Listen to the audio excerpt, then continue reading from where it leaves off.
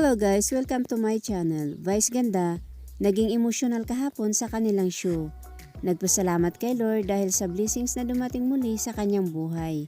At sa lahat, nagpasalamat din sa mga taong laging andyan upang damayan siya, lalong-lalo na ang kanyang mister na si Ayon Perez na laging tudo ang suporta sa kanya. Marami pa ang natouch nang ikwento pa na sabihan siya ng mister, kahit maraming bashers para i-down ka, di ka pababayaan ng ating puong may kapal.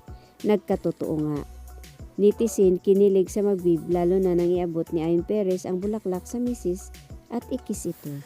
Salamat mga kaibigan sa panunod sa aking munting kwento, pero bago ang lahat, mag-subscribe na sa aking channel kung di pa kayo nakasubscribe upang lagi kang updated sa mga paborito niyong mga celebrity.